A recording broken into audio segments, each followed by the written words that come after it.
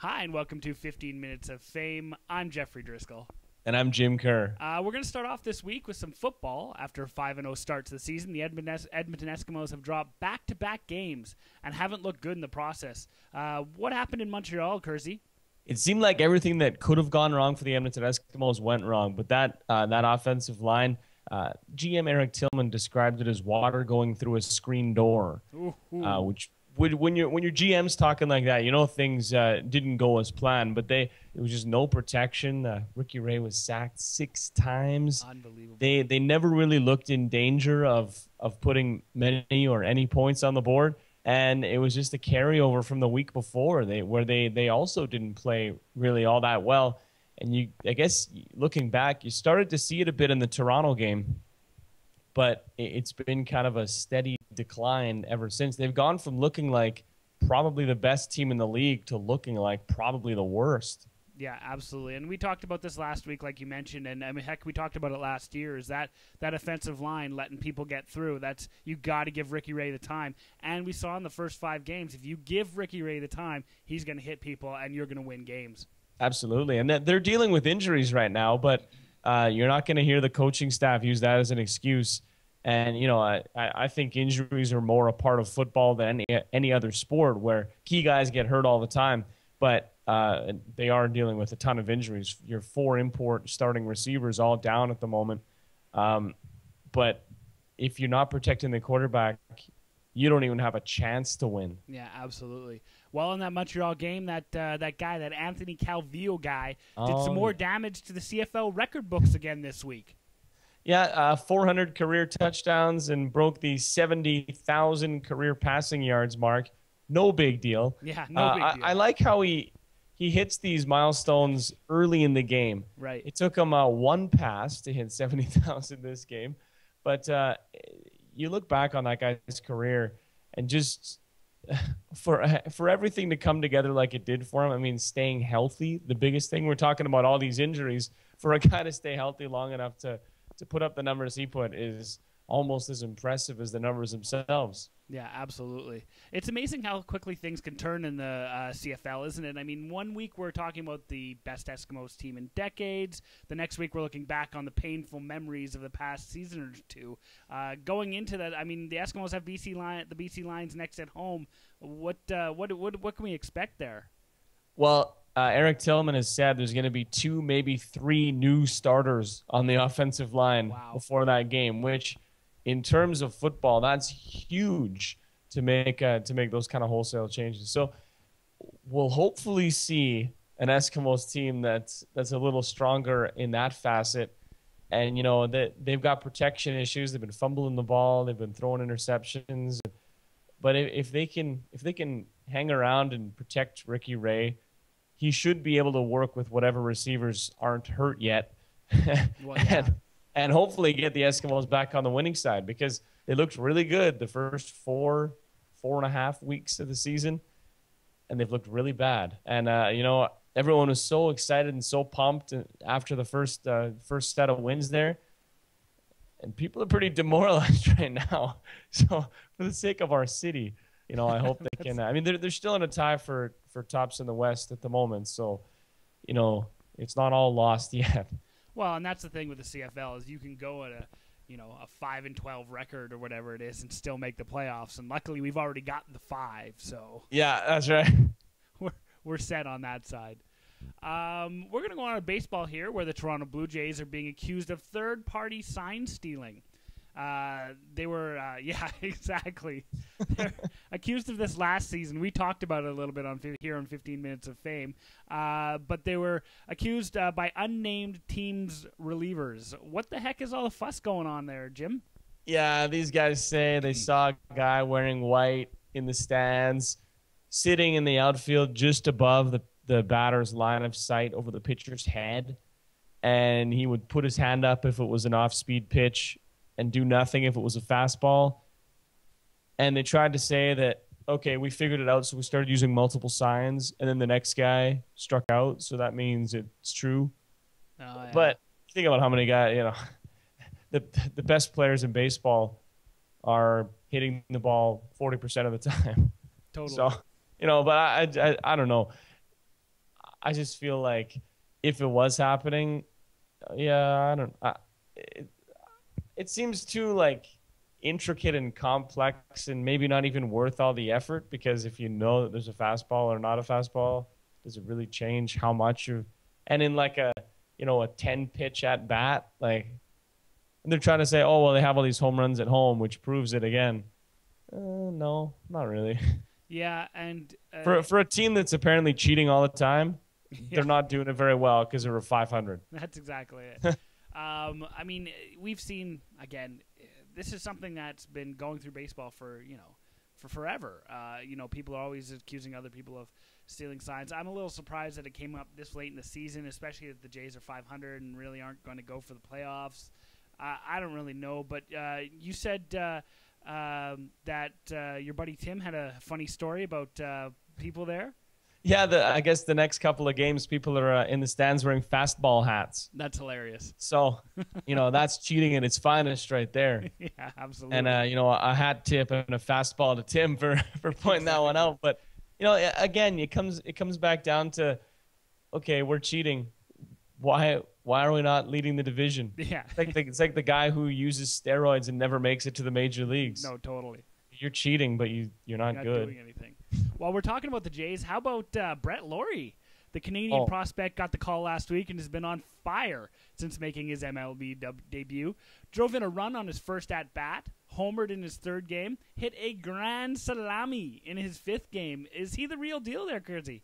It looks pretty good so far. Yeah, it really does. And, you got to take into account, too, there was a white guy in the stands with his hand above his head. That's so right. we knew that it was going to be a curveball. Yeah, that's right. So, we'll call it a 3-run homer because it shouldn't count as a grand. Absolutely. Did you see how pumped he was after he hit that grand slam? Oh, my God. He was all about it. Everyone else in the dugout was laughing at him because he was so jacked up. But, it's fun to see a guy like that with all the hype around him. Also, he's Canadian, which is great, playing for a Canadian or the Canadian team. But it's always fun to see a guy that's hyped up come out and live up to the hype a little bit because there's a highly touted prospect a minute in baseball, and especially when he's on the Jays, that makes it a little extra special. A couple of hockey notes here. Edmontonian and soon-to-be Brick owner and former Oiler Mike Comrie says there's a chance he's played his last career game. What's the deal there? He's got that nagging hip injury that he had surgery last December. He says it's so bad right now that he can't even go for a jog. So he's taken some time off to try and fully rehab it before, staging another attempt at a comeback, I guess. He's kind of young to be having a comeback, but he said this past week that this could be it for him. He hopes it isn't, but he may have played his last game. Yeah, I really feel bad for the guy. I mean, it's tough having a rich, good-looking wife and being the heir to hundreds of millions of dollars, but I think he'll get through. Yeah, he doesn't have much else besides hockey. No, so that's true. Speaking of hockey, another former Oiler, Robbie Schremp, won't be suiting up in the NHL this season either. In his case, he's heading over to the Swedish Elite League to play for Modo. Is there a chance he finds his way back to the NHL, Jim? Well, like many other players that have gone over to Europe, if you make some noise over there, you can get the eye of scouts back home, and maybe the thing will be because I think it's more attitude than anything else with him. That's just kind of the feeling I've got over the years. Maybe going overseas, matures him up a little bit, and he gets to see like, okay, well, if I can't make it back in the NHL, I'll be, playing in the Swiss second division in a couple of years. Well, we'll see. But I hope so. We're going to move on to the GABBYs now. On the good side, Spanish Giants Real Madrid made a splash this week by signing forward prospect Lionel Angel Cuara. What makes this story GABBYs worthy is that Leo is 7 years old. The club says he'll begin training on September 6th. When did you get your first job, Jim? Oh, boy, yeah. It wasn't late at high 7. school. Yeah, exactly. And I bet you he's making more now than I've made in my whole working life. Absolutely. Good for him, though. 7 years old, got his future already set. It's tough, but good for him. Yeah, I guess. Jerk. Yeah. Oscar Pistorius will run for South Africa at the upcoming World Championships, which is newsworthy, Jeff, because It'll make him the first amputee athlete ever to compete at the able-bodied Worlds. He'll run in the 400 meters as well as the 4x100 relay. He's the guy with those, I don't know what you call them, the things. Yeah, the aluminum springs almost. Yeah, and at one point they said it was an unfair advantage, which, you know, I heard a stand-up comedian, Cat Williams, say, so the unfair advantage, oh, you mean the guy with no legs? That's the one with the unfair advantage? But that's an interesting one, and that's big for athletics in a lot of ways. Absolutely. And especially if this guy can, you know, be successful. No, it's trailblazing, and they really do need to start figuring out some rules about that either way, and this is a good way to start. So good for him. I'll be interested to see how he does. Our final good goes to the female pitcher Iri Yoshida, who picked up the W for Maui in a 4-1 win over the Edmonton Capitals in North American Baseball League action on Tuesday. She's the only woman playing men's pro baseball in North America at the moment, so good for her, eh? Yeah, that's it's interesting. It is interesting. And it's too bad it happened against our team. Yes, that's right. But it is interesting. Yes. Speaking of the North American Baseball League, Jeff, on the bad side of things, the Lake County Fielders didn't show up to their series in Maui this week because they couldn't afford it. They say it's unfair that every other team only has to go there once, only has to go to Hawaii once. Yeah, that's too bad. They have to go 3 times, have to. I guess there's a point that they're making there is that they have to shell out all this extra cash, and it's, you know, not really a big money league. But this is also the team who fired their coach, or their coach left after not being paid for a few months. They put in the batting coach as the interim manager. He played everybody out of position. They fired him. Yeah. They got rid of like half the team or more through trades or releasing, and the play-by-play guy quit on air. So it's pretty shambles organization this year. Yeah, no kidding. If the North American Baseball League wants to be a real Tier 2 baseball league, they got to get rid of this stuff. This is absolutely Bush League. Drives me up the wall. Yeah.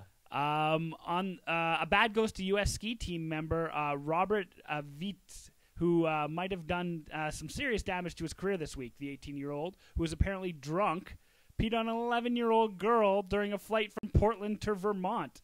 Have we now, Jim, in fact, heard it all? You know what? I think we may have. Yeah, I think so too. Like, did you hear about the 18-year-old U.S. ski team member who peed on a girl while 10,000 feet in the air? What? Yeah, what? And he was drunk. I should hope so.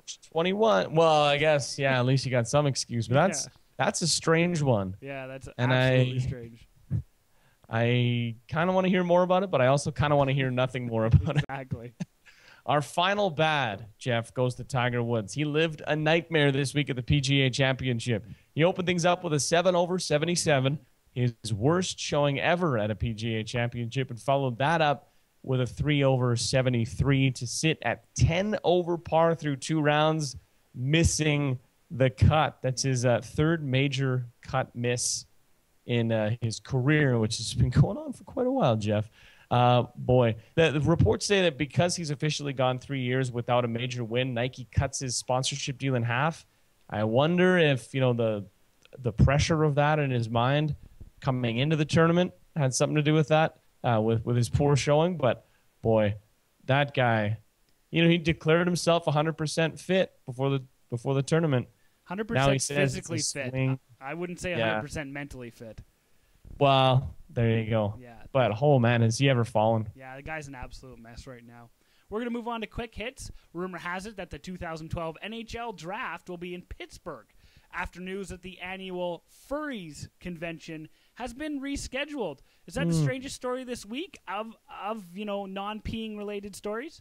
Yeah, I'm gonna say yes. The ski team one gives it a run for its money, but the Furries convention being rescheduled to make way for the potential of an NHL. Oh, that's too much for me. Absolutely. What's your opinion on the sensation sweeping the CFL known as Swaggerville, Jim? Do you give it a pass or a fail? I like it. You like it? I like it. Yeah, I like the attitude. You know, they're all about it out there. I saw a guy who got Swaggerville tattooed on his arm. I think he's just a regular guy. That's maybe a little bit much. I'd give that a fail. Yeah. What will be higher this year in the NFL, the number of concussions or the number of players busted for using human growth hormone? It's going to be a tight one. Be a tough one because they're going to be testing for that randomly before games this season. That was one of the big things out of the new CBA, and I'm wondering. There's players that say it's a problem, so I don't know. I think it'll be neck and neck. Chad Ochocinco says he's going to pick a fan to live with for the first 2 or 3 weeks of the season. What should he be wary of when visiting potential suitors? If he walks in the door and there's pictures of him everywhere, walk back out the door. That's what I'm telling you. Absolutely. Well, folks, that was our 15 Minutes of Fame up for this week. Join us again next week when we get a whole new 15 Minutes of Fame. In the meantime, I'm Jeffrey Driscoll. And I'm Jim Kerr. Have a good week, folks.